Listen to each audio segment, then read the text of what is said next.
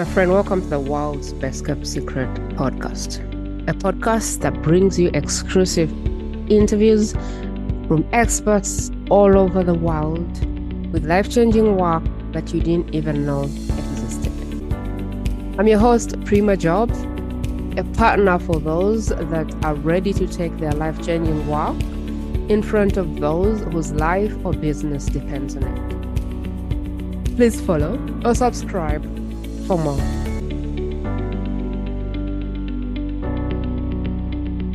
Welcome back, and today I'm excited to be interviewing Dr. Jim Salvucci. I am taking the time to pronounce the name. That's how challenging it is for me. I am excited to be interviewing this amazing human being because the last time I talked to him, I thought he had a very good way he challenged traditional leadership and who's a leader, who is not.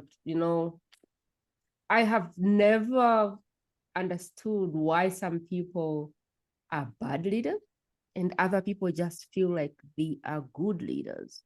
I've never understood why some people were like the people's person. And so now I reflect back in my job and I'm saying, those people I really didn't like because I felt like they were the boss and they wanted to rule me and manage me. But there's also people that I felt inspired me, encouraged me, and challenged me to be better. And when I talked to this gentleman, I felt like there is a distinction between being a boss and being a leader. And the work he really does is help people define, I think, leadership as the person they become, not the title, the trophy on their head. And I love how he's thinking, because really what makes one a leader is not the stamp, but what they have become that can transform and inspire another human being. I want to bring him on because I want him to kind of really explain what he does, how he does it, and why I think it's really unique, because I think it's unique. I haven't seen anyone that taught leadership the way that Jim does. And that was interesting enough for me to want to have him on the show. Let me see. What did I leave out? I know I haven't read the bio, but that's an intention. Like, what did I leave out that you feel is very key to the work you do and how you do it? Meanwhile, welcome to the podcast. Like, thank you for saying yes and for coming on. Before I start putting you on the hot seat, welcome to the podcast. Thank you for having me, Prima. I appreciate it. So I spent 30 years in higher education as a professor. I was an English professor, and then I was a dean and I was a provost at several universities in the US. So my background's pretty extensive, and that's how I got into leadership. When I became a dean, I realized I better up my leadership game. I had been a leader my whole life. Starting when I was a kid in Boy Scouts, I was thrust into leadership positions way before my time. I was a boss at 18. I had employees. So throughout my life, when I was a student, I was a leader. And when I became a faculty member at a university outside of Baltimore in Maryland, I became a faculty leader. And I was asked then to become the dean of the School of Humanities and Social Sciences, which was really cool, except there was no School of Humanities and Social Sciences, so I had to found it. And when I founded it, I realized that all the leadership I'd done in the past was what I call gut leadership. It was intuitive, right? I was good at it, but I never really thought about it. I just did it. And now the stakes were way higher. So I had to really think about leadership, and I really had to learn about leadership. Naturally what you do is you look to the people above you, your bosses, right? And so I looked to the president of the university and the provost, who were my bosses, and they were atrocious leaders. So I had no help there. They weren't mentoring me. There was nothing. It was the opposite. They gave us leadership training that was just ridiculous. So I realized I wasn't getting help there. I looked at my peers, my fellow deans. They had no idea what they were doing. They were just flailing around. I imitated them for a while. That was a disaster. I started slipping into micromanagement, perfectionism, all the things I abhor. I was overworked. It just didn't make sense. And then one day I caught myself Mm. my first year as a dean. I went to a meeting and I had to dismiss myself early from the meeting. And I said, I have to go put out a fire. And everybody in the meeting's like, oh, yes, she has to put out a fire. How important. Yes, yes, yes, yes. And I wandered off, walking across campus to my office. And I thought, so what's this fire I got to put out? I'm all important. I had to make a phone call. Mm. That was the fire. And I realized I've been talking about what I was doing like this. Everything was a crisis. And all the people around me are always in crisis. Their hair was on fire all the time. Every little thing was a disaster. Mm. And I realized that if everything's a crisis, nothing's a crisis. You can't prioritize. You can't Mm. think things through. And when a real crisis comes, and it doesn't happen very often, but when a true crisis turns up, you don't know how to deal with it. You have no concept because you're on full all the time and nothing left, right? So it doesn't go to 11, as they say. So I was, I realized there's something's got to change. So I started thinking about leadership in a different way. I started studying leadership. I started reading books. I started going to trainings, good trainings. I received certifications. I have a certification from Harvard for leadership training, on and on and on. Did all these things, started applying what I learned, learned from my many mistakes because I made mistakes. I'm very much an empiricist. I try things out and see what works. I do experiments. I learn from them. I also learned the magic of what I call learning from the negative paradigm, where you look at what other people are doing, you look at where they drop the ball, where they fail, and learn from their mistakes. Or you look at systems that aren't working and learn how to make better systems. So this is learning from the negative paradigm. I did that for a few years, then moved on, became a provost myself at a couple institutions, applied what I was learning, and then I left higher ed altogether back in 2020 and decided that what I really wanted to do was help people become better leaders, particularly young managers. And that's what I do now through coaching, speaking, and writing. Wow. So in your own experience, what type of person could use this as oxygen? What type of manager? I know you say the younger managers, but what is the mindset of this person that this is like the fresh air they're looking to breathe, but they don't even know that it's there? How do we describe this person that we want to talk to? But because I want to empower the listener to say, oh my God, I know this person. How can we describe them in a way that they can transfer the message or transmit the message by just helping them know like which kind of manager is going to find this life-changing for them? Yeah, no, that's a fantastic question. First off, I don't care about industry. I'm industry agnostic. It doesn't matter. Leadership is leadership, right? It just is. There's some variations on it, like the military and all, where it takes a little bit of a different form, but leadership ultimately is leadership. As you said, I do make a strict distinction between bosses and leaders. Most bosses are not leaders, and even fewer are great leaders.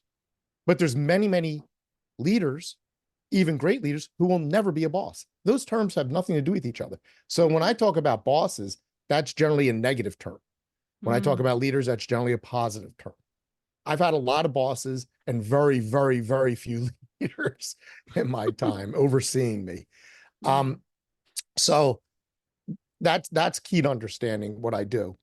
In terms of who I work with people who are much like I was when I became a dean. They're looking around. They don't have the proper training. They don't have the proper models. They don't have anyone to look to. They're not getting mentored. They're not getting guidance. No one's helping them, but they know there's got to be a better way. They don't want to be just like their old bosses. And most people, that's exactly what they do. No matter how much they detested their old boss, they act exactly like their old boss because they don't really have any other models. So I'm looking for the people who get it, who get that there is a better way. And it takes work and it takes sacrifice and it takes risk and it takes guts and it takes strength and it takes resilience. It takes all those things. So I'm looking for people who are willing to do that. And there's lots of people like that. People who are looking to be leaders, but outside the box, outside the traditional setting, you see the leadership you've been indoctrinated in, and it's not enough. You feel like there's another way, there's a better way. There has to be a better way to support whoever you're supporting with your leadership. If you feel like the boss model is not the model for you, but you find yourself in the model, this is the type of person we are speaking to on this episode today. You don't fit in the boss model, and you don't want to be a duplicate of your boss. And you Right. kind of want to find another way to be a leader and to get to whatever the thing that you're trying to get to. Is that fair enough? Yeah, that's very good. And if you get home at the end of the day after a day of managing and you're relieved to become who you really are because you're no longer at work, there's something wrong. You should be who you are everywhere, right? And that means you've probably gone into bossing mode. And that's where I was. When I started imitating my peers, I would go home at the end of the day and I'd revert to who I really am. And then I realized, no, no, no. I need to be who I really am when I'm leading. So you feel like they have a manufactured character when they go to work and they are someone else at home. And what's the problem with that mindset or that way of being? Well, part of it is integrity, right? So I always say there's to be a leader, you need integrity. You need character, and integrity is a big part of that. And integrity has really three elements. And the simplest way to think about it is think about physical integrity. So picture a chair, a solid object. If we say a chair has integrity, we know three things about it. One is that it's solid, right? It's not liquid, it's not gaseous, it's solid, it's real, it's there. You can touch it. The second is that it's whole.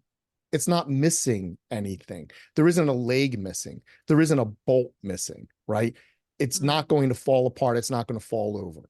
And the third thing has to do with that second thing. It's reliable, right? You can sit on a chair. So if you walk in a room and you see a chair and it's not falling over and it looks solid, you can sit on it, right? You can sit down and be comfortable. It's reliable.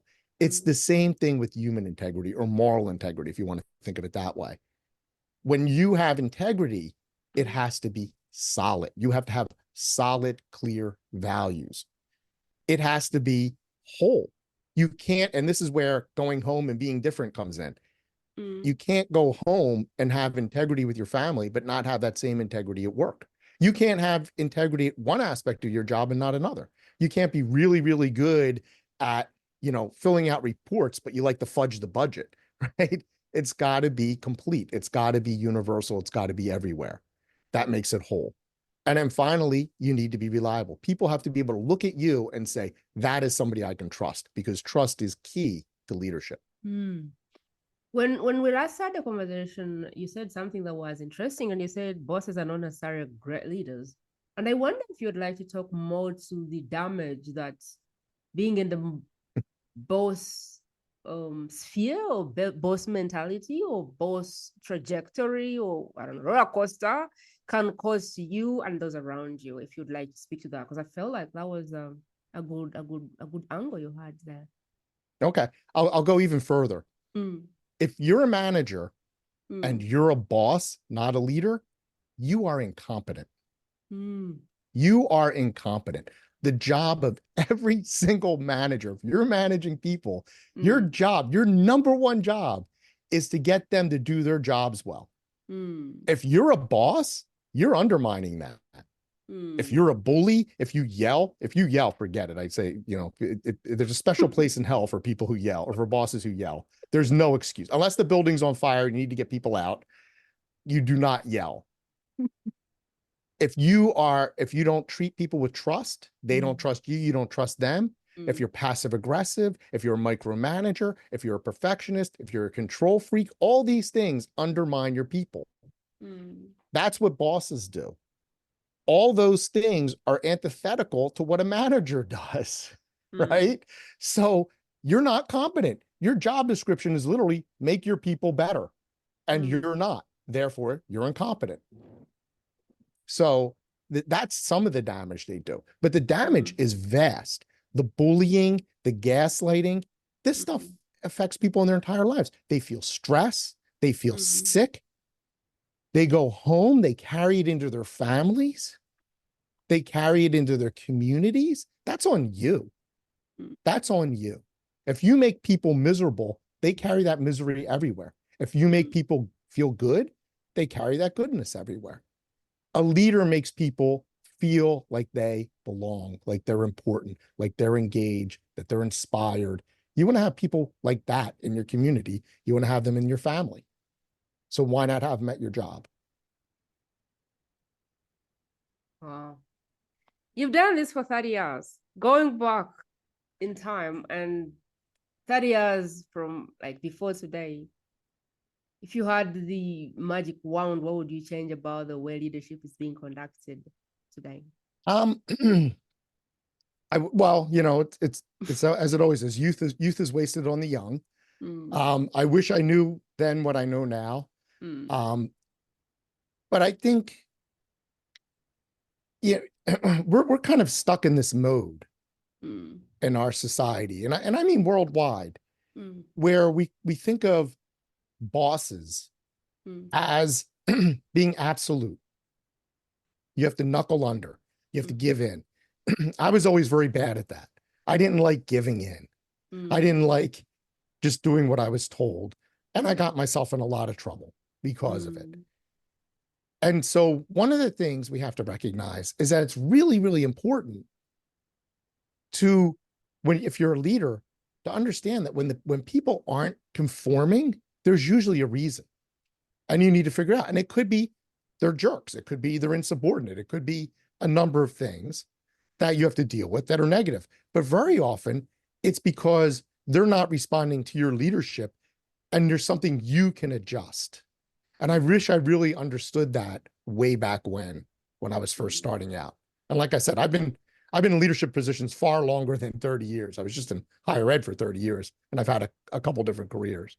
But yeah, so I'm old. So but I'm, you know, and I'm still learning. Wow. When I listen to you, every time I listen to you, I go, okay, your work is for managers, but I think that your work can be utilized by parents, it can be utilized by entrepreneurs, it can be utilized by anyone that is responsible for another human being.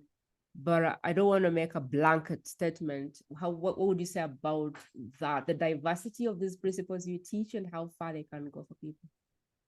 Yeah, this is something I've struggled with because there's all kinds of leadership gurus out there. And I don't want to be a leadership guru because I think most of that's nonsense.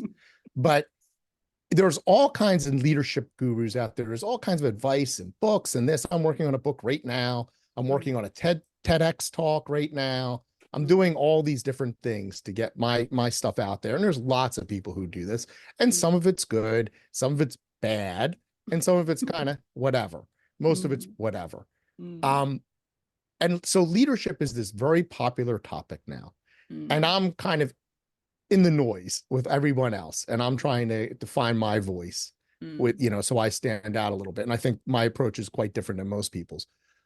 But one of the reasons leadership is so common a topic, so popular, is precisely because it is so broad. It's really about, and I'm a former academic, so here we go, philosophy.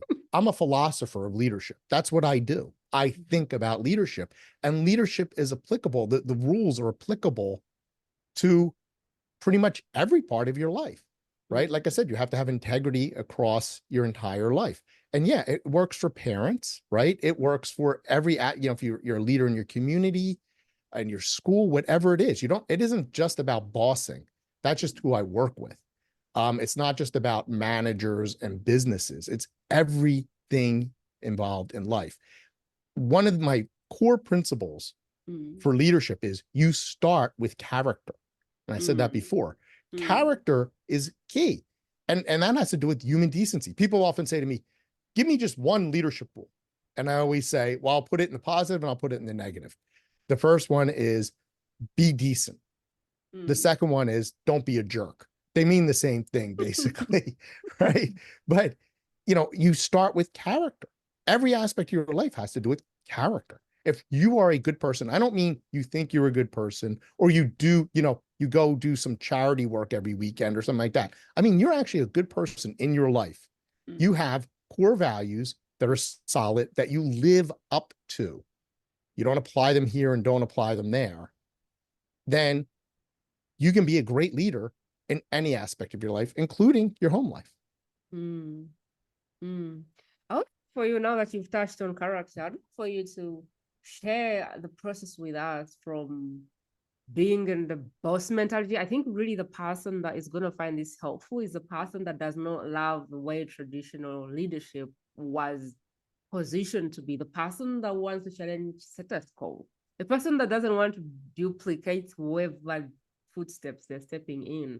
If you like the out of the box way of doing things and you see yourself in leadership and you're like, I really don't want to do this the way everybody has done it, then this is going to be like, I think it's more of out of the box thinkers, people who've now understood that they can challenge patterns and programming, and we don't have to do what our grandparents did. I think this is the person who's going to find this helpful. I'd love to share the process that it takes to move from I'm just a leader because that's what I found. But when I look up, my boss doesn't seem to be helping me. When I look down, I look weak. And so I am kind of in this place where I'm supposed to figure it out, and I actually don't know how to figure it out. So if you would take us through that process, what would that look like between that process of darkness to a place where they actually know what to do that doesn't look like anything around them? Yeah. So first off, I think I appeal most to outside the box thinkers, but everything I say, anybody can do, period. Right. It takes a little guts to be a leader. It does. It takes some fortitude, like I said before. It takes resilience, but anybody can do this stuff. It's so basic. One of the challenges, I think, in the leadership thinking community is, like I said, we have all these gurus and they love to churn out rules. Here's how to be, here's how not to be, right? Rule after rule, 21 rules of this, 36 that, whatever. And it's overwhelming. And, these rules are fine. They're all good. I don't disagree with anything they're saying. It's wonderful. But it's impossible for people to even grasp. The human mind can only handle 4 ideas at a time. Okay. Except on very rare occasions with very special people. 4 ideas. This has been studied. This is the conclusion. 4 ideas. There was a study out of the University of Oregon that I often cite that talked about this exactly. And one of the interesting things is it doesn't matter whether those ideas are simple or complex. So it has nothing to do with complexity. It's literally the number 4. So they could be 4 simple ideas, just memorize 4 things and you can keep them in your head at the same time. Or they could be 4 incredibly complex things, but once you learn them, you can also keep them in your head at the same time. So I've come up with a way of thinking about leadership that is just done in 4s, and I call it the 4 C's of leadership. And the first one, as we talked about, is character. And I've already described that. That's your personality, it's your values, it's your integrity. It's also, and this is key, your behavior, how you act. It's, I'm good at, if you say, I'm good inside, well, that's not good enough.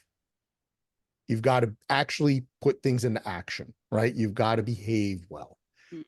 So that's what constitutes your character. And that involves self-awareness. Every leader needs to start with self-awareness. You need to think about who you are, what your values are, and how you behave. That will build your character. Once you've established your character, you can work on the next C, which is communication. Communication is absolutely critical to leadership. Obviously, you need to communicate both ways. That's listening and speaking, right? Or conveying messages. In terms of conveying messages, that message has to be valuable to people. It has to have value. How does it have value? Well, if you have character, your message will have value. And I always use the example of the boy who cried wolf, the story of the little boy who yells, who's supposed to be watching the sheep and yells to the villagers just for fun, there's a wolf. And everybody comes running and there's no wolf, and he laughs at him. He does it 2 days in a row. On the third day, an actual wolf shows up. He yells, "There's a wolf." And no one comes to help him. Why not? Because they realize he has no character. He's a jerk. They don't want to be fooled by him again. So his message has no value. Right? So you can see how character affects the value of the message. And you also need, with a message, and this seems so obvious, but people somehow overlook it. You need to have a known and receptive audience. If you're speaking to no one, or you're just speaking to people who don't care or don't understand what you're saying, there's no point. So you need to make sure you have some connection with your audience. That's not always 100% possible. Like, I don't know who's listening to this podcast right now. I'm trying to be as clear as I can, but I imagine if somebody is listening to the podcast at this point, they're interested and they're engaged to some extent, and therefore they're receiving my message. They're or at least receptive to it. And the third is clarity. You need to have clarity. If your message isn't clear, it doesn't really matter how wonderful the message is, how receptive your audience is, it's irrelevant. And that's another thing that people often overlook. If you've ever had a boss who sends you emails and you have to spend an hour trying to figure out what they meant, that's not a clear message, right? And they just wasted your time. And they usually did it in order to save time themselves, but then they imposed all that extra time on you. You know, if they'd taken 2 more seconds to write a clear message, then it would have saved you all kinds of trouble. That is the power of clarity, and clarity trumps everything. That is the most important aspect of communication. Once you can communicate and you see the relationship between communication and character, once you can communicate, then you can work on compromise. Compromise is a give and take. It's very transactional. I give a little, I take a little. If one side is just taking and the other side is just giving, that is not compromise. That's charity. Okay. We are, compromise. You have to give something up.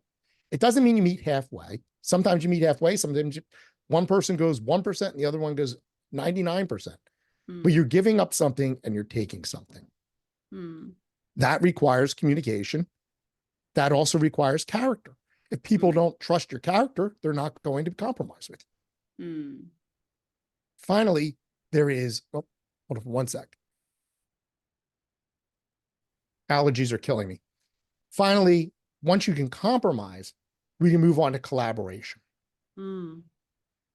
Collaboration is really ultimately what leaders do. They get people to work on projects together.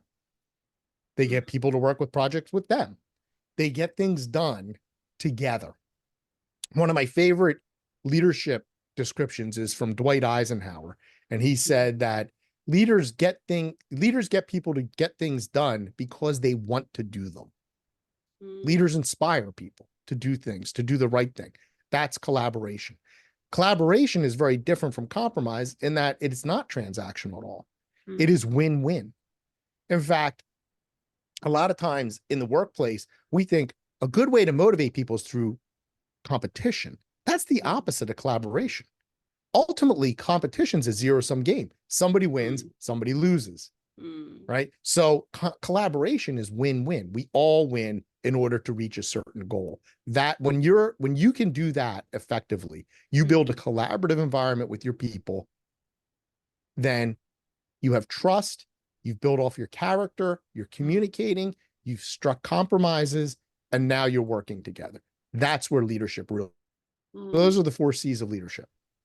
I want to reflect you back what I have, because I feel like I have 5, and you said there are 4. So I want to reflect back so you can tell me where I'm off. The first one was character, which includes your behavior.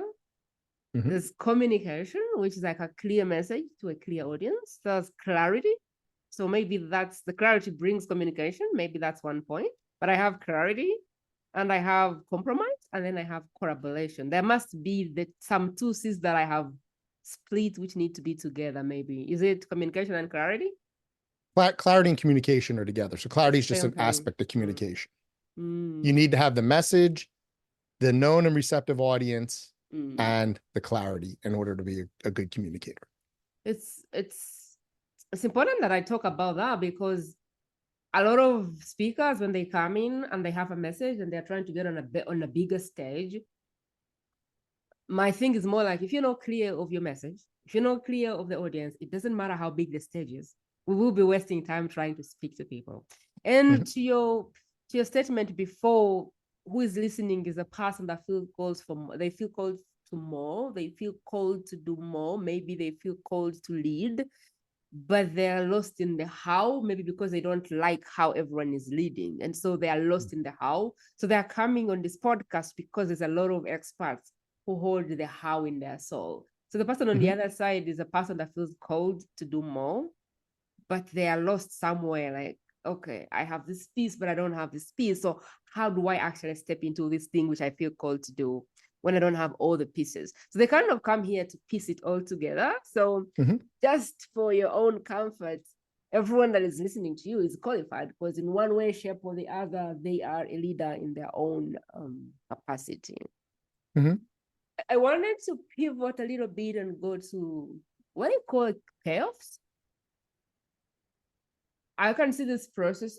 I totally like the process. That's because probably I'm always just looking to challenge status quo. And the listener feels the same, is in the same kind of mind. But what can you point to as the payoffs or the aftermath of going through this mindset of, I might be a boss or will have, a trophy over there or whatever the badge is, but ultimately I want to be the person that deserves to be called a leader? What have you seen to be like the massive payoffs that come with this supposedly simple, but I personally know that the simplest things are the hardest to do, because if I look like in the world, everyone knows how to lose weight. Everyone can find out how to lose weight. It's not logic science. But when I look around, it's a serious problem, which means the simplest things are always known the easiest to do. So I would love for you to kind of take us to the payoffs. What is the payoffs that could happen when people actually take the simple things seriously and actually go this route? Yeah. I often say leadership concepts are incredibly easy to grasp and incredibly hard to implement and sustain. Okay. Like anything that's worth doing, it's a constant challenge. You're constantly adjusting. Something that works today won't work tomorrow. Your values might change. Things will happen. So you need to be prepared for that. And that is constant self-improvement when you are a leader. But that should be life. Lifelong learning is a wonderful thing. Constant self-improvement is a wonderful thing. You're never going to achieve perfection and you shouldn't even strive for it. But self-improvement, absolutely. Right? You can do that. So that's part of it. The payoffs are, there's a number of them.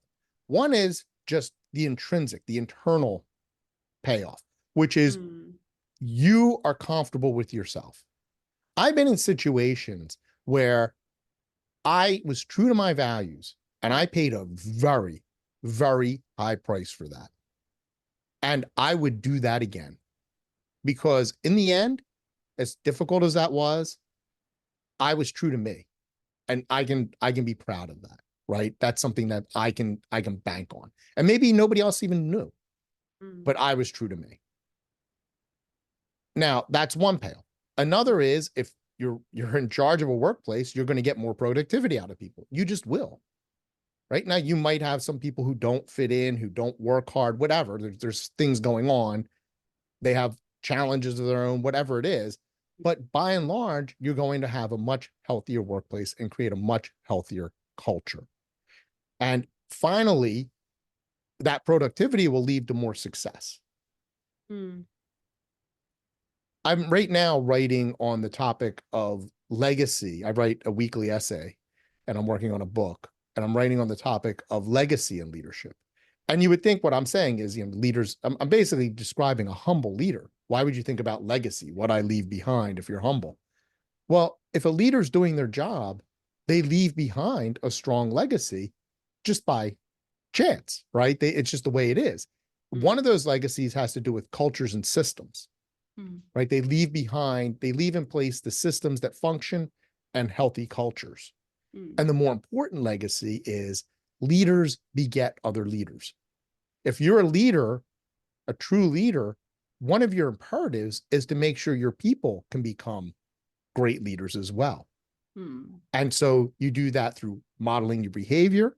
They see you in operation by teaching them, mentoring, coaching, doing trainings, making sure you're bringing new leaders up. And then if they in turn become great leaders, guess what they do? They do the same thing. This is how we change the world. This is my mission, to train younger people to become great leaders so that they can train more great leaders, and so on and so on. Compound interest. This is how we change the world. I love it. And to your point, I think living a double life is exhausting. I remember when I was in employment, we used to have bosses that were super casual, super excited, super easy to get along with. But then we had these company days where you could bring your wife along, and their wife came. And for that entire time, we saw someone that was like, what happened to this guy? He had like, I think, a personality at home and a personality at, and he was more, he wasn't even like a boss at work. He was like more pleasant, more welcome, more interested. And then the wife showed up and was like, it's still part of like, what? Who is this person? And to your point, it's exhausting to just try and be a different person in a different situation. I just think your methodology allows people to just be them, so they don't have to remember who they are when they reach another place. I don't know how that is bouncing off for you, but that's kind of how I'm feeling it. That you don't have to live a double life or be someone you're not sometimes just to fit in that place. Yeah. It's more honest. You're more honest with yourself. And when you're more honest with yourself, you're more comfortable with yourself. So, you know, we all code switch in different situations. You talk one way with your friends, and you talk a different way with your parents, and you talk with this one and that one, you know, and that's fine. There's changes, but the fundamentals, the values, the behaviors, the things you do, the way you act. And I'm very big on behavior, because we often think that you have to have these pure thoughts. None of us have pure thoughts, right? We all think good things and horrible things, things we don't want any other human being to know we ever thought. We all do that. The difference between good people and not good people is good people don't act on them. Good people are just who they are. And they have no need to be somebody they are. They don't even need to remember what they said the last time, because they're always just speaking the truth. Wow. What is the part that we left out that you feel would be very crucial for the person on this journey of wanting to be a true leader that is true to themselves and not wanting to be in the boss model? What is the piece that you feel they should grab from this podcast that we haven't touched yet? What haven't we touched? I think we've touched on so much here, Prima. I don't know. But I think it's that sort of overarching idea, right? It really is an ongoing, intentional effort to be a leader. You can be a gut leader like I was, and that's fine. That'll only take you so far. You'll never be able to scale that up. You'll never be able to sustain that for a long period of time. Leadership is something you need to just constantly think about and work on and apply. You need to get feedback. Communication is so key here. You need to be able, and communication isn't just speaking and writing. It's also observing. How do people react? That's a form of communication. If people are in a meeting and they're kind of rolling their eyes, they're communicating. Right? And you need to think, what's going on here? So it's this constant need to improve, to assess, to reassess, right? To think about, what am I doing that's working? What am I doing that isn't? There's always going to be something that can be improved. And that's hard. And that sounds daunting. But the beauty of it is, this is really how we should be living our lives, right? We should be trying to improve. People are listening to this podcast, not because we're so entertaining, but because they're trying to learn something. That's improvement. That's self-improvement. You're doing it right now if you're listening to this. Yeah. So you're actually doing the work of leadership if you're listening to this and thinking about how can I apply these principles in my life, in my work. Amazing. It's probably going to sound like a repeat question, but what is the behavior that we can take away from now and begin to show up differently because of the amazing wisdom you've shared? What is the one thing you would want us to start doing in cultivation of being more self-aware leaders or being a cautious leader? I think I want to call it that. Like, in becoming a cautious leader, what would be the practical things that we can begin to do today to move closer to that leader that we know we can be now that we have the how? So, I mean, the self-awareness, like you said, is critical. But another thing is to think about the leadership you've seen practiced. And we don't do this enough. What have your bosses done? What have who do you admire as a leader? Who do you dislike as a leader? Think about that, right? If there's something that you admire in a leader, figure out what that is and do that. If there's something you dislike in a leader or a boss, don't do that. All too often, people just repeat what they've seen, even when it's bad, even when they hate it. They do the same thing. Now, I'll caution you, don't just do the opposite of what they do. Okay. It's usually a little more complex. Sometimes it's the opposite. If they're yelling, don't yell. Okay. That's easy. But, if they're, whatever it is that they're doing, it isn't necessarily the opposite that is the proper behavior. It might be something else altogether, and you need to think it through. So think about these things. That's part of that conscious leadership. That's part of that intentional leadership. Thinking the stuff through, constantly thinking about it. It's always a good idea to write on this as well. You write down keep a journal, write down your ideas, give presentations, write a blog, put stuff on LinkedIn, whatever it is. Comment on other people's writing. I do this all the time. I go on LinkedIn and I look at other people who write on leadership and I comment on what they're saying. And I learn from that. And it reinforces what I already know, and I learn new things. Would you like to touch on how you support people, like the containers you have right now on how you support people? And I also do want to talk about the book that is upcoming. So my main thing right now is trying to get on stages and speak to people. So I get up and I talk about the 4 C's of leadership. I talk about engagement. I also talk about a concept we didn't talk about, which is how every teaching challenge is a leadership challenge. There's no real difference between teaching and leadership. There really is no difference. It's just a matter of job title. They're literally the same skills, the same behaviors, the same actions, the same pitfalls, exactly the same. And so that's one thing I do. Another thing I do is I coach. So I work with young managers who want to up their leadership game. I try to get them while they're young because they're not broken yet. I mean, I'll work with anyone who's open, but I find that a lot of people really aren't open to change when they get more advanced. But if you're advanced and you're open to change, give me a call. And the other thing I do is occasionally I do some consultancy work. So for instance, I worked, I partnered up with a couple of people and we worked with a school to help their managers engage with the faculty and help their faculty have a better understanding of the culture of the institution. So those are 3 things I do. And then the other thing I do is I write a lot. So like I said, I write an essay every week. I post it as a blog post on Substack. I also post it as a podcast, which you can access through any podcast platform. And it's called On Learning on Leading with Greatness. And it is pretty pithy podcast. And I'm now I have about 200 of these essays, and I'm now compiling them into a book. That's clever. So you have a blog, you've been producing periodically, and then every blog is a spoken or video podcast. And now you're getting this and you're turning it into a book. Like, aren't you the expert for repurposing here? And meanwhile, you haven't been so big on social media. I do a lot on LinkedIn. LinkedIn. So I post a lot on LinkedIn. I comment on people. I post my blog there as well. I have a newsletter there that's my blog.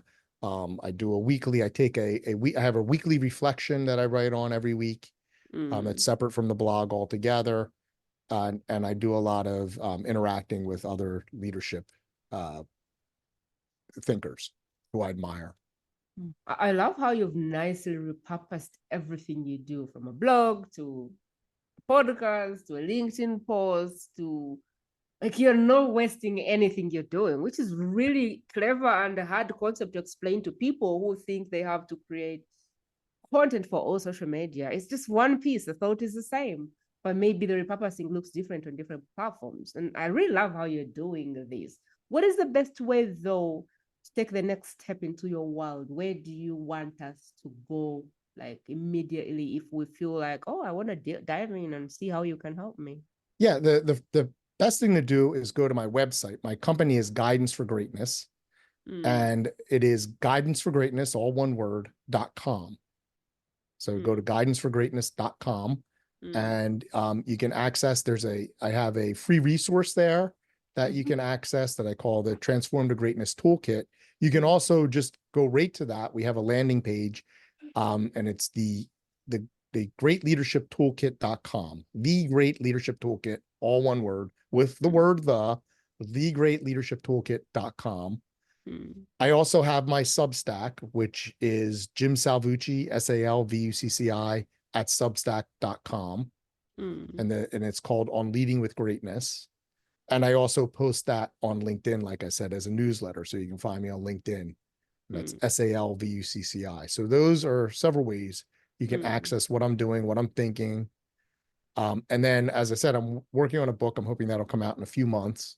And the book is a series. I've just selected essays from my writing, and I have enough for about 4 or 5 books. But which I will actually release as 4 or 5 books, I think. But right now, I'm working on putting together in a way where you can look at the book, you can read it cover to cover, and there'll be an overarching argument, right? You'll see the logical flow of what I do, because I'm an English professor, so I'm very good at that. And also, if you just want, you can open the book at any page and read an essay. Oh. And it's just there. It's self-contained, because that's how they were originally written. So the book will have two modes of approaching it. So it'll be very helpful to people. If you just want to look up, like I have a concept called radical transparency. Want to learn about radical transparency? Read the essay on that. Therefore, the title doctor is written and written, and now I see why you're a doctor. The logical flow and the essays and taking us to one chapter and saying, yep, that's the chapter, get it, go. I love that. And to your point, you could help everyone, but really the best person you can empower now is a young manager who can empower the next generation. That's what you can do, is to empower the next generation. And hopefully by the time we are 1, 2, 3 generations in, this boss mentality has, dissolved. Same applies to me. My message could help everyone. But really, if you don't feel the calling on your name, if you haven't answered the calling on your name, there's no point. Right. So first, they have to know their purpose. What is the calling on their name? It has to be clear, because it's always clear. And you have to say yes. Only when you say yes can this platform help you, because this platform is the how after you say yes. But if you're still battling and you're still running after money and you haven't said yes, the calling on your heart, this platform doesn't help you. Because I'm not helping you make 10K a day. We're just helping you with the how to get out of your own way and step into the calling that is on your name. And so, to Jim's point, the best person he can help is a young manager who is open to change and has a young mind and doesn't have a lot of paradigm and conditioning that is stopping them from seeing the possibility. But you could also be a savvy manager who just has worked on that conditioning reprogramming, and you just understand that nothing is in cut stone and you're open to new ways of doing things. And so I think his audience is more of a mindset than anything at this point. Jim, it's been a pleasure having you on the podcast. What would be your final words of wisdom? I'll go back to my basic. Just be a decent person. Start there. Mm-hmm. That will, be a decent person as best you can across the board. It's an evolving concept. It's not as easy as just doing one thing, but just be a decent person in your life, and you will be at the beginning of becoming a great leader. That will get you started. It starts Work on that. It starts with you. Wow. As always, the best gift you can give me, the calling on my heart, and Jim's message is to identify one young manager that is ready for this message, and it could change their life, their career, how they show up as a person, and what they can do in the world. So scan around you. Who do you know that is a young manager with a lot of potential and that could use this to just accelerate their journey and just do all this the other way around? Who do you know that you want to see at the top of the ladder of success? Who do you know that just got promoted to being a manager and you just feel they are too young and they're full of potential? Who do you know that is optimistic? Who do you know that is ambitious and they have just got this good promotion and they're stepping in and trying to figure out how to be the best they can? Who do you know that is always looking for leadership books? Who do you know that is curious and always learning and growing in this leadership style? This is the episode that you can share with them. Not on your socials, not the whole world. One person in their WhatsApp, in their message, in their private space, saying, I saw this interview and I thought about you. Just invite them in and have them watch this, because each of these speakers that comes in is coming because they have a how wrapped around their soul. And this podcast exists because there is someone in the world crying for that how. And what you can do is either grab the how or be the vessel to the person that is meant to receive this message. There's no speaker who is coming here by mistake. Every speaker that is coming here, that is because there's a cry around the thing they do, and you can be the transmitter. That's always going to be the biggest thing you can do to support this work, sharing the message. Subscribing is a big one, because the bigger the community, the more or the better speakers I can bring. Following, commenting, reviewing, whatever the platform allows you to do, please do those things. They help more than you can imagine. As always, appreciate you for taking the time to become better, to grow yourself in whatever way you can. I can't take your attendance for granted, so I am grateful that you spent your time with us. I hope you'll have an amazing rest of your day, and I will see you soon in another episode. That is it, my friend. To listen to more exclusive interviews like this one, simply go to the World's Best Kept Secret podcast.com and select interviews based on preferred topic.